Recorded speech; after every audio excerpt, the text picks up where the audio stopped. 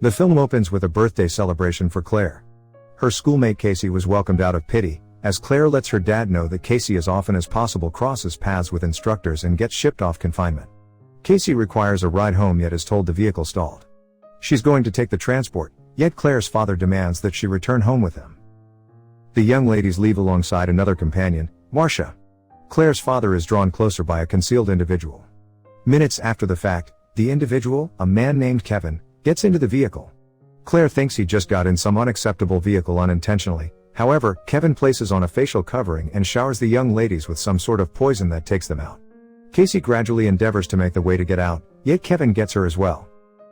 Kevin brings the young ladies into an austere room in an obscure area. He hauls Marcia out and takes her outside.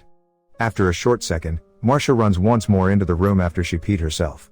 She lets the others know that Kevin needed her to move for him. Claire says they need to retaliate together to get out. Casey is quiet and says they need to discover what they are there for before they take any kind of action. We see a flashback in which a 5-year-old Casey is with her dad and her Uncle John. They are the two trackers, and they show Casey how to chase. Uncle John discusses hunting a deer, however being diverted by the buck. A specialist, Dr. Karen Fletcher, is watching a news report on the 3 missing young ladies and how Claire's dad woke up to observe the young ladies and his vehicle gone. Karen then, at that point, gets an email from somebody named Barry, saying they need to talk and it is dire. Barry is truly one of Kevin's various characters. This change is a sketch craftsman with a weighty Boston highlight. He meets with Karen consistently in this persona. The young ladies keep on attempting to track down an exit plan. They glance through a break in the entryway and see what gives off an impression of being a lady conversing with their capturer. Claire and Marcia call the individual for help. She moves toward the entryway, however, it is simply Kevin wearing a skirt and high heels. This adjust is known as Patricia, an amenable British lady. Patricia guarantees the young ladies that their detainer knows why they are there and that he isn't permitted to contact them. Karen is in a meeting using Skype wherein she talks about her patients, the greater part of whom are experiencing DID, dissociative personality problem, including Kevin. Karen discusses how a few characters have abilities that different personalities may not have. 2 is how she can detect who has come to the light, which adjust is in charge. She adds that individuals with DID can change their body science with their considerations.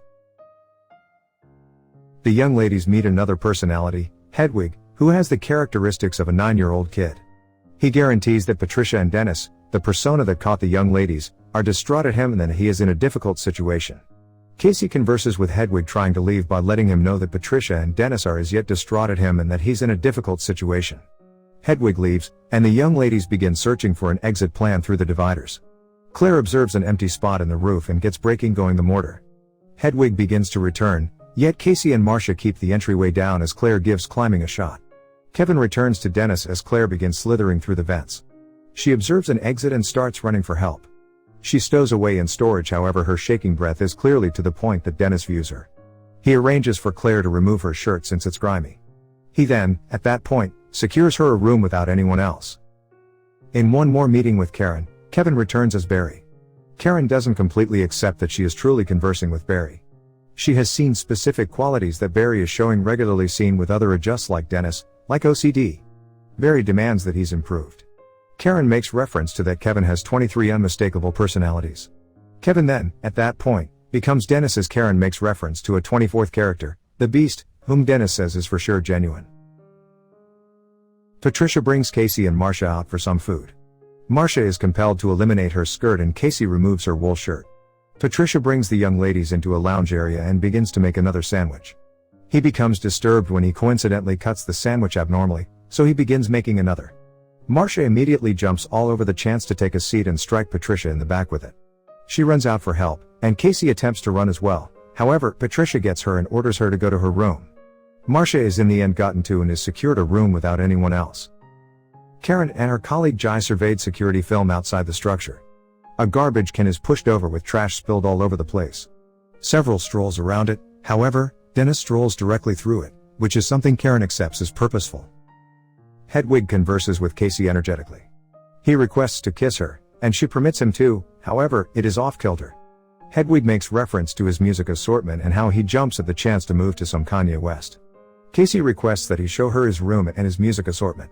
He takes her there, and she specifies a window that is close to his music. It's simply a drawing of a shut window over one more drawing of an open window. Hedwig begins to understand that Casey is attempting to escape. She becomes terrified and endeavors to pacify him.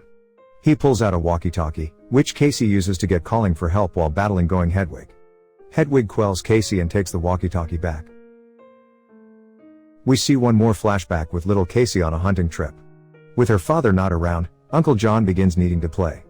He strips down to his clothing and advises Casey to remove her garments since creatures don't wear garments.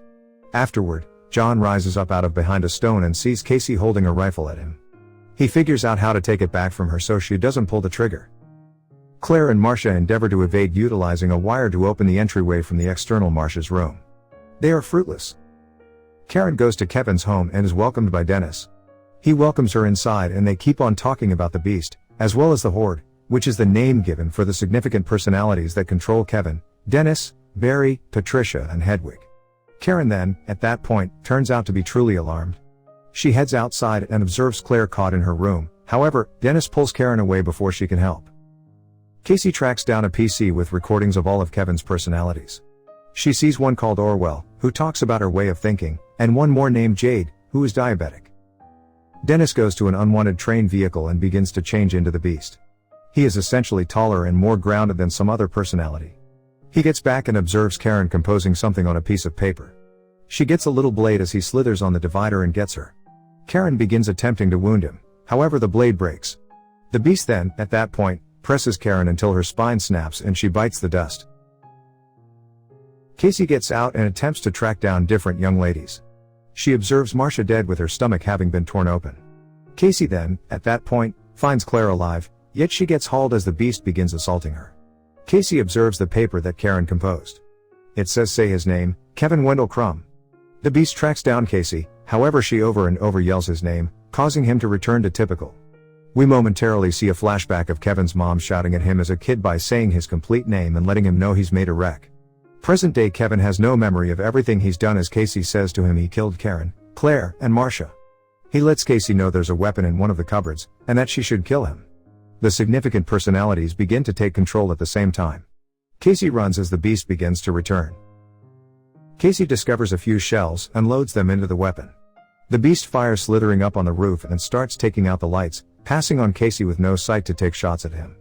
The Beast assaults Casey, tearing her shirt and gnawing her leg, yet she moves away. She closes herself in an enclosure and burdens the weapon with more shells. The Beast begins twisting the bars to get in, yet he then, at that point, sees various scars on Casey's body. Another flashback shows little Casey after her dad's burial service, and John tells her he will be her new watchman. The Beast then, at that point, broadcasts that Casey is pure-hearted, and he lets her be. Not long later, a man goes ground floor and tracks down Casey. He conveys her outside to somewhere safe and secure. She glances around outwardly and sees numerous creatures in a walled-in area. Doctors show up and take Casey in. Kevin is someplace without anyone else, with the Horde controlling him totally now. Patricia says that the Beast will safeguard them now. The last scene is in a coffee shop where individuals are watching a news report on what Kevin did. The telecaster makes reference to how the Beast's personality shows qualities of the creatures in the nook where he worked. A supporter makes reference to that the case is like a man in a wheelchair from 15 years sooner. At the point when she can't recollect his name, somebody close to her answers, Mr. Glass. We see that it is David Dunn, Bruce Willis, his personality from Solid in an unexpected appearance. Fade out. To watch more video like this, click on the videos on your screen and don't forget to let me know how you feel about today's video in the comments down below. And at last I will say stay safe and stay healthy. See you next videos.